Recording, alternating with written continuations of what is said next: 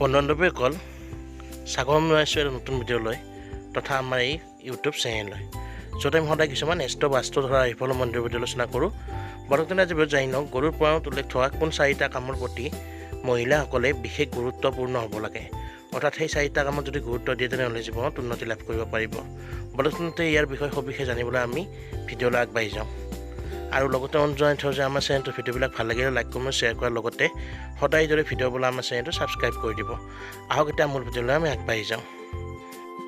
গৰুৰ পুৰাণত উল্লেখ থকা অনুসৰি মহিলাসকলে বেছি বিৰহ বেদনা সহিব নালাগে, অৰ্থাৎ জীৱনসংগীৰ পৰা আঁতৰত থকা বিৰহ বেদনা এয়া সহিব নালাগে আৰু জীৱনসংগীৰ লগত সদায় ওচৰত থাকিব লাগে।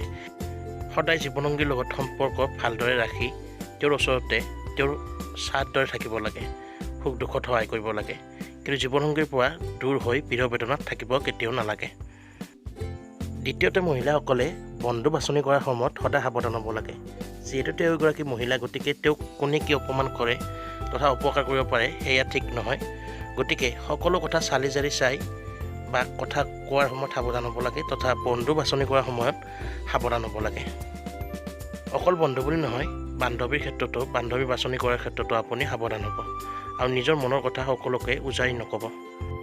তৃতীয়তে মহিলাসকলে যদি দৰকাৰ নহয় বা একেবাৰে দৰকাৰী কাম নহয় তেনেহ'লে আনৰ ঘৰত পাৰিলে থাকিব নালাগে, তেওঁলোকে নিজৰ ঘৰতে থকাটো ভাল, কাৰণ যিহেতু তেওঁলোকে সুৰক্ষিত হৈ থাকিব লাগে, গতিকে বিশ্বাসযোগ্যজনৰ ঘৰতে থাকিব।